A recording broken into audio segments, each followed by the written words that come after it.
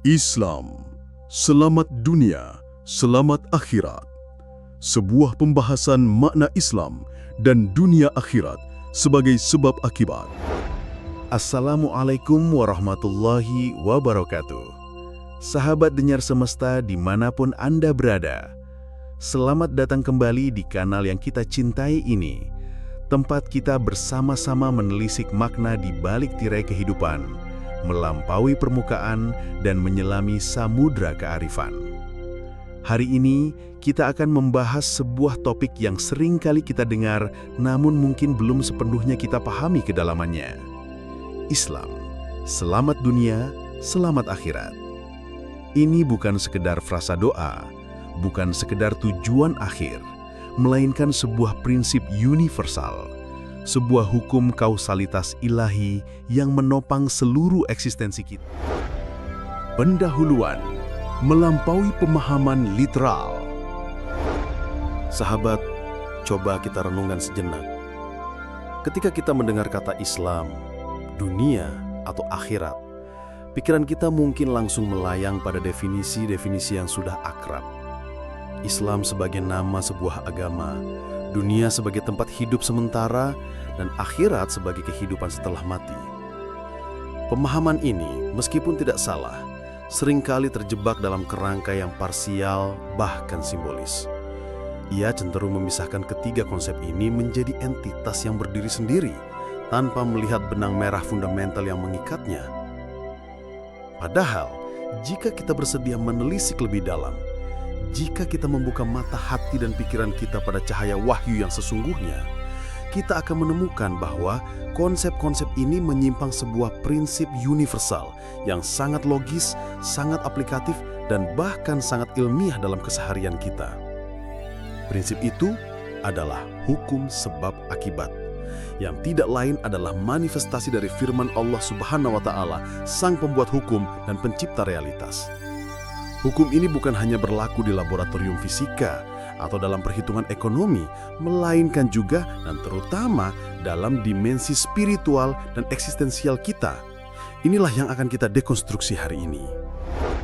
Dekonstruksi makna Islam, dunia, dan akhirat dengan landasan wahyu. Mari kita mulai dengan pondasi utama kita. Allah Subhanahu wa Ta'ala berfirman dalam Al-Quran, Inna ad-dina 'indallahil Islam. Sesungguhnya agama di sisi Allah hanyalah Islam. Al-Quran Surah Ali Imran ayat 19. Ayat ini, sahabat, seringkali dipahami secara sempit sebagai penegasan nama sebuah agama. Namun, ia jauh lebih dari itu. Ia menegaskan sebuah prinsip universal, sebuah kebenaran fundamental. Kata ad-din di sini jika kita gali lebih dalam, bukan hanya bermakna agama dalam pengertian ritualistik semata. Ia dapat dimaknai sebagai jalan hidup, sistem yang mengatur, atau bahkan hukum balasan. Lebih tepatnya, ia adalah sistem yang mengatur sebab akibat yang diridhoi oleh Allah yang membawa pada kebaikan dan kebenaran. Sekarang, mari kita bedah ketiga kata kuncinya. Islam, al-Islam, akar katanya adalah salima, yang berarti selamat, sentosa, damai. Maka Islam bukanlah sekedar identitas kelompok, melainkan sebuah state of being, sebuah keadaan utuh di mana seseorang mencapai keselamatan dan kedamaian batin. Bagaimana mencapainya? Dengan tunduk, pasrah, pada hukum Allah, pada sunatullah, pada sistem sebab akibat yang telah Dia tetapkan. Ini adalah keadaan harmonis antara diri kita dengan realitas ilahi. Bukankah demikian esensi setiap orang mencari kedamaian dan keselamatan? Dunia, ad-dunya, berasal dari kata dana yang artinya dekat atau hidup sekarang. Dunia adalah realitas yang kita alami saat ini, di sini dan sekarang. Ini adalah panggung utama, tempat di mana kita menjalani kehidupan, tempat di mana kita berinteraksi, berpikir, merasa, dan bertindak. Ia adalah ladang yang subur, merepresentasikan ruang dan waktu di mana sebab-sebab ditanam. Setiap keputusan, setiap perkataan, setiap perbuatan kita adalah benih yang kita tabur di ladang ini. Akhirat, al-akhirah, dari kata ukhra yang berarti yang kemudian atau masa depan. Akhirat bukanlah sekedar dimensi setelah kematian. Ia adalah konsekuensi logis dan absolut dari setiap tindakan kita di dunia. Ia adalah masa depan yang pasti, akibat yang tak terhindarkan, buah dari benih yang telah kita tanam. Ini bisa terwujud di kehidupan ini, secara langsung atau tidak langsung, maupun setelahnya dalam dimensi yang lebih abadi. Ia adalah tempat panen akibat. Dunia akhirat sebagai sebab akibat, sebuah prinsip universal yang ilahi. Sahabat denyut semesta, dengan pemahaman ini, konsep dunia akhirat kini tidak lagi terpisah, melainkan menjadi pengejawantahan sempurna dari sunnatullah, hukum Allah, dalam bentuk sebab akibat. Dunia sama dengan ladang sebab.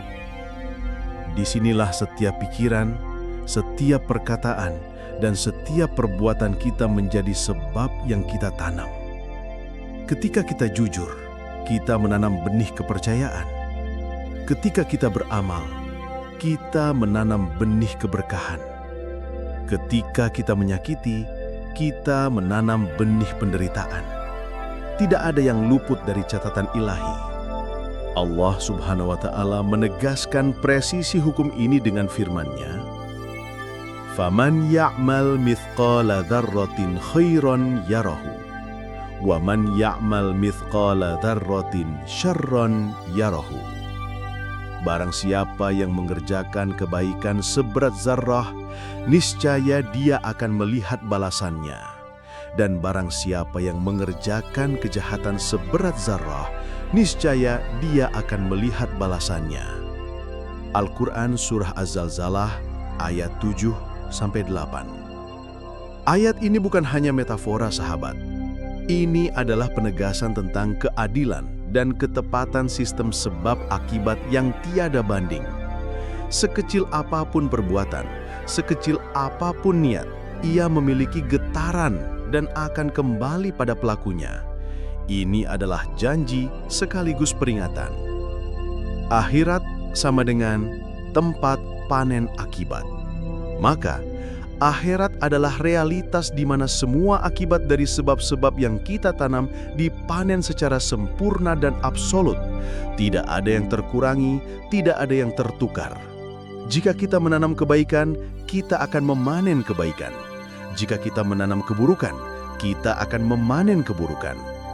Ini adalah hukum yang tak terbantahkan, baik di kehidupan fana ini maupun di kehidupan abadi kelak.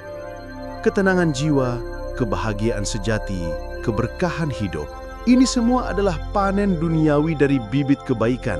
Sementara penderitaan, kegelisahan, kekacauan, ini adalah panen buruk di dunia.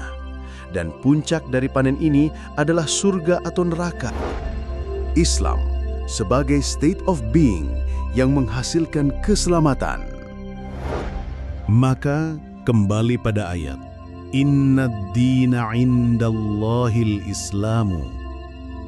Ayat ini menegaskan bahwa satu-satunya way of life, ad-din, yakni satu-satunya sistem hidup yang diterima dan diridhoi Allah adalah keadaan Islam, yakni keadaan selamat, damai, dan harmonis. Dan cara mencapainya adalah dengan tunduk pada hukumnya, yaitu hukum sebab akibat yang presisi ini. Mari kita lihat implikasinya. Orang yang berislam dalam makna keadaan, dia adalah orang yang memahami dan menghayati hukum sebab akibat. Oleh karena itu, dia akan selalu berusaha menanam sebab-sebab baik di dunia. Dia akan jujur dalam setiap transaksi, adil dalam setiap keputusan, sabar dalam menghadapi cobaan, bersyukur atas setiap nikmat, berempati, berintegritas, dan disiplin dalam kebaikan.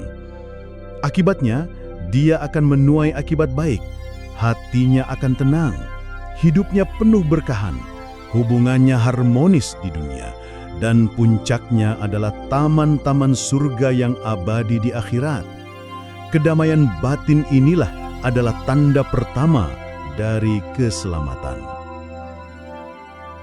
Orang yang tidak berislam dalam makna keadaan, dia adalah orang yang abai atau menentang hukum sebab akibat ilahi. Dia akan cenderung menanam sebab-sebab buruk, zalim, sombong, serakah, penendam, ingkar janji, khianat, dan mengabaikan nilai-nilai kebaikan. Konsekuensinya, dia akan menuai akibat buruk. Hatinya resah, hidupnya dipenuhi konflik dan kekacauan, merasa hampa dan gelisah di dunia. Dan puncaknya adalah azab neraka yang pedih di akhirat. Kegelisahan jiwa inilah adalah tanda ketidakselamatan. Perhatikan sahabat, di sini tidak ada konsep hukuman yang sewenang-wenang. Yang ada adalah konsekuensi logis dari pilihan dan tindakan kita sendiri. Allah tidak butuh menyiksa kita. Kitalah yang menciptakan sebab-sebab penderitaan bagi diri kita sendiri. Aplikasi menjalani ad-din yang lurus. Lalu, bagaimana kita mengaplikasikan pemahaman mendalam ini dalam kehidupan sehari-hari? Hidup berkesadaran sama dengan hidup Islami. Esensi dari menjalani ad-dinul Islam adalah hidup dengan kesadaran penuh. Kesadaran bahwa setiap pikiran yang kita izinkan masuk ke benak kita, setiap kata yang kita ucapkan, setiap tindakan yang kita lakukan adalah benih. Benih itu akan tumbuh, berbuah, dan buahnya akan kita rasakan sendiri. Ini berarti menjadi pribadi yang bertanggung jawab penuh atas realitas yang kita ciptakan bagi diri kita. Koreksi total cara beragama. Jika pemahaman ini benar, maka Islam bukan hanya sekumpulan ritual yang terpisah dari hukum sebab akibat. Salat, zakat, puasa, haji, dan seluruh syariat Islam lainnya adalah latihan sublim, adalah metode yang Allah berikan kepada kita untuk menanam sebab-sebab kebaikan yang paling optimal. Salat melatih disiplin, membersihkan jiwa. Zakat menumbuhkan empati dan membersihkan harta. Puasa mengajarkan kesabaran dan pengendalian diri. Semua ini adalah alat untuk mencapai keadaan Islam, selamat dan damai, dan pada akhirnya menuai kedamaian di dunia dan kebahagiaan abadi di akhirat. Jangan biarkan ritual kita menjadi hampa tanpa menanam benih kebaikan. Stop menunggu akhirat. Mulai tanam sekarang. Berapa banyak dari kita yang menunda kebaikan dengan alasan nanti saja di akhirat, atau yang merasa dunia ini hanya sementara, jadi tidak perlu terlalu peduli. Pemahaman ini keliru. Dunia ini adalah ladang. Jika kita tidak menanam sekarang, apa yang akan kita panen nanti? Keselamatan dan kebahagiaan akhirat dibangun di atas fondasi sebab-sebab yang kita tanam di dunia ini. Allah Subhanahu wa Ta'ala berfirman, وَابْتَغِ فِيمَا آتَاكَ اللَّهُ الدَّارَ الْآخِرَةَ وَلَا تَنْسَ نَصِيبَكَ مِنَ الدُّنْيَا. Dan carilah pada apa yang telah dianugerahkan Allah kepadamu kebahagiaan negeri akhirat, dan janganlah kamu melupakan bagianmu dari kenikmatan duniawi. Al-Quran Surah Al-Qasas ayat 77. Ayat ini adalah keseimbangan perpurna. Carilah kebahagiaan akhirat melalui tindakanmu di dunia. Tapi jangan lupakan bagianmu dari dunia. Artinya, dunia ini adalah jembatan, sarana, dan media untuk mencapai akhirat. Kesenangan duniawi yang halal pun bisa menjadi ladang ibadah jika diniatkan untuk menguatkan diri dalam menanam kebaikan. Kesimpulan, integrasi wahyu dan logika. Sahabat dengar semesta, kita telah menelusuri perjalanan ini bersama.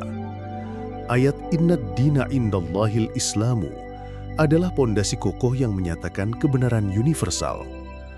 Konsep dunia akhirat adalah kerangka yang menjelaskan bagaimana hukum sebab akibat ilahi bekerja dalam realitas kita. Dan Islam pada esensinya adalah keadaan selamat dan damai yang menjadi hasil mutlak dari hidup selaras dengan kerangka sebab akibat ilahi tersebut. Dengan demikian, berislam yang hakiki adalah memahami sunatullah atau hukum sebab akibat yang telah Allah tetapkan dan kemudian tunduk sepenuhnya kepadanya melalui pikiran, perkataan, dan perbuatan kita. Tunduk bukan karena paksaan, melainkan karena kesadaran bahwa inilah satu-satunya jalan menuju keselamatan sejati. Selamat di dunia dengan ketenangan hati, keberkahan hidup, dan keharmonisan, serta selamat di akhirat dengan keridhaan Allah dan syurganya. Mari kita kembali pada esensi Islam yang sebenarnya, sebuah jalan hidup yang logis, ilmiah, dan penuh hikmah.